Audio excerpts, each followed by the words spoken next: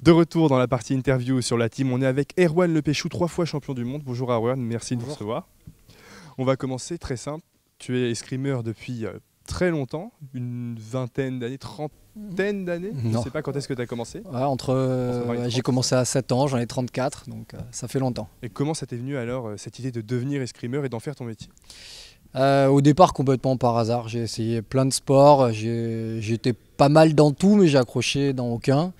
Et du coup, il y avait un club d'escrime à côté de chez moi, et voilà, j'ai essayé. J'ai de suite accroché, au départ plus par l'ambiance que par le sport en lui-même, parce que quand on est petit, bon, on fait plus de la découverte au sport que vraiment de l'escrime. Puis petit à petit, j'ai accroché au sport, et puis voilà, ça fait plus de 25 ans que j'en fais maintenant, et voilà, je m'éclate toujours. Ok, alors comment ça s'est passé ton entrée en équipe de France, ton entrée dans le haut niveau?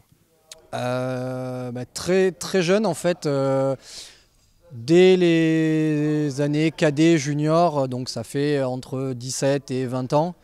J'ai de suite été performant au niveau international et national, donc j'ai fait des médailles au championnat d'Europe, au championnat du monde cadet et junior, individuel et par équipe.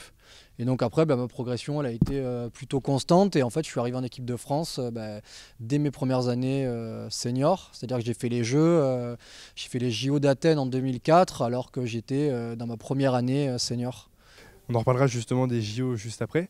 En équipe de France, comment ça se passe? Quelle est l'ambiance? Cette année, on sait que c'était un peu difficile il y a quelques années, juste après les JO de Londres. Cette année, avec ce groupe, comment tu te sens et comment vous vous sentez en général? Je suis content. C'est peut-être ce qui me pousse aussi à continuer encore. Là, c'est que le groupe est vraiment sain. Le groupe vit très très bien. On s'entend tous vraiment très bien. Il n'y a pas de tension particulière, malgré une année un peu spéciale olympique où on pourrait croire que chacun a sa place à aller chercher. Donc on pourrait se croire que ça va un peu tendu. Non. L'entraînement, tout le monde travaille ensemble. Après, chacun a ses propres objectifs, mais on travaille tous ensemble. Et ça se passe très bien. On a un nouveau staff déjà depuis 4 ans maintenant, avec qui ça se passe vraiment très bien. Et je pense que les résultats sont là. Donc voilà, moi je pense que c'est plus intéressant de travailler dans une ambiance saine pour aller tous dans la même direction et atteindre des objectifs communs, parce qu'on a une épreuve par équipe qui est quand même importante. Et après, chacun va aller chercher son résultat individuel. Justement, à Londres, ça a été un peu la débâcle, pas de médaille pour aucune des armes, aucune des équipes. Tu as eu des mots un peu durs peut-être envers certains. Ils sont justifiés sûrement. Je les regrette absolument pas. Absolument pas. Qu'est-ce qui s'est passé à Londres? Comment ça se fait que ce soit la déroute comme ça, 0 médaille? Alors après, voilà, il faut dissocier. Alors l'escrime, c'est 3 armes. L'épée, le fleuret, le sabre, et c'est garçons et filles. Et en fait, chacun, même si nous on s'entraîne un peu avec les filles au fleuret, dans les autres armes, chacun s'entraîne de son côté. Donc déjà, il faut dissocier les garçons et les filles, qui ont des entraîneurs différents, qui ont des programmations différentes, qui ont des athlètes différents. Donc il n'y a pas les mêmes raisons pour les garçons et filles. Et de même que l'épée, le fleuret et le sabre, on ne s'entraîne pas pareil, on n'a pas les mêmes adversaires, on n'a pas les mêmes objectifs. Voilà. Les niveaux ne sont pas les mêmes, les attentes ne sont pas les mêmes. Donc voilà. Il y a des armes qui n'ont pas eu de médaille, mais c'était plus ou moins attendu. Et il y en a où effectivement, comme la mienne, où on est passé à côté. Donc après, chacun a sa justification. Voilà. Nous, sur le plan individuel, chacun a fait ce qu'on a pu. Voilà, moi je me suis cassé le poignet, j'ai arrêté 6 mois l'escrime derrière, donc ça explique pas tout, mais bon, avec un poignet cassé c'est compliqué. Et voilà, donc après la grosse déception elle est par équipe, parce qu'en quart de finale sur les Américains on a 12 touches d'avance je crois à un moment donné.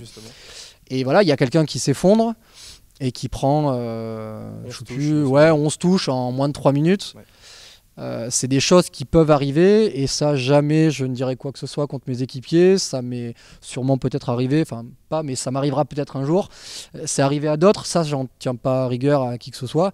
Par contre c'est plutôt le contexte qui a fait que, c'est-à-dire qu'on pouvait l'avoir anticipé, vu sa préparation et vu qui était ce tireur, on savait que ça pouvait arriver. Donc voilà, donc mon coup de gueule à l'époque, il était, je pense, justifié, parce qu'on l'avait tous vu venir, sauf ce tireur et l'entraîneur. On l'a dit, grosse restructuration ici à l'INSEP, dans l'équipe de France. On va parler de toi, 3 fois champion du monde. Même 4 même. 4 fois maintenant, c'était 4e Jeux Olympiques. Ouais. La médaille, est-ce que c'est pour maintenant? Ouais, j'espère. Après, c'est vrai que les JO, c'est tous les 4 ans, donc en général, on les fait 1 fois, 2 fois. Moi, j'ai eu la chance de les faire déjà 3 fois. Alors la première fois, sincèrement, j'y suis allé, mais j'étais vraiment très jeune, là, j'avais 21 ans. Donc mes premiers JO, j'ai aucun regret, c'était complètement normal. Après, j'ai des gros regrets sur les 2 suivants. À Pékin, effectivement, je fais quart de finale, je perds d'1 touche pour aller chercher la médaille. Et je sors Brice Gouillard qui était champion olympique. Voilà, après, c'était un partenaire d'entraînement, on tirait souvent ensemble, donc c'était un match un peu particulier. Mais à cette époque-là, j'avais quand même un peu franchi un palier, j'étais numéro 2 mondial. Donc je partais quand même favori, même si lui était champion olympique en titre, je partais quand même favori. Et même sur mon quart de finale, j'étais favori et je me suis un peu... Je pense, je suis un peu sorti de mon match, peut-être trop d'enjeux, trop de pression, à la mort subite. Ouais. Alors je regrette pas ma dernière touche, parce que la dernière touche, bon, je la prends, il l'a fait bien, et voilà. Par contre, mon match, je l'ai mal géré. Je pense que le contexte des JO a fait que je suis pas accepté de mon match, et donc j'ai de gros regrets sur ces JO-là. Après, à Londres, comme j'ai dit tout à l'heure, moi en individuel, j'ai fait ce que j'ai pu. Je mène 12-3, je crois. Donc normalement, en escrime, on s'est plié, on a gagné, puis on passe au tour d'après. Sauf que je me suis cassé le poignet, et du coup, je pouvais plus du tout tenir mon arme. Et donc, j'ai pas abandonné, mais j'ai continué, mais je crois que j'ai mis une touche, je crois, et puis j'en ai pris, il était à 3, j'en ai pris 12. J'en ai pris 12 et j'en ai mis une. Voilà. Et je pouvais absolument plus rien faire. Et après, les jeux, moi, pour les avoir faits, je les ai jamais réussis, dans le sens où j'ai pas une médaille, mais je relativise un peu cette compète, dans le sens où elle est pas très dure, en fait. Il n'y a pas beaucoup de tireurs forts, finalement. Il n'y aura que 3 Italiens, alors que là... Les 10 Italiens sont vraiment très forts, pareil pour les Russes, pareil pour les Chinois, pareil pour les Français. Donc finalement, il y a moins de tireurs forts. Par contre, tous les tireurs qui sont présents sont très forts. Okay. Mais il y a moins de matchs que dans un championnat du monde ou dans une Coupe du Monde. Et il y a moins de tireurs forts, potentiellement. Donc c'est pas très dur. Par contre, ce qui est très très dur, c'est l'enjeu, c'est la pression et c'est les conséquences d'une victoire ou d'une défaite. Donc ça, c'est dur. Donc j'espère pouvoir arriver à le gérer. Ok, on espère aussi pour toi que tu auras la médaille. Tu nous promets une chose, si tu as la médaille, on revient et on passe voir aussi la médaille. Avec grand plaisir. Ok, merci, bon courage. Merci à vous. On se retrouve nous bientôt sur la team. D'ici là, restez fidèles à Sciences Po TV.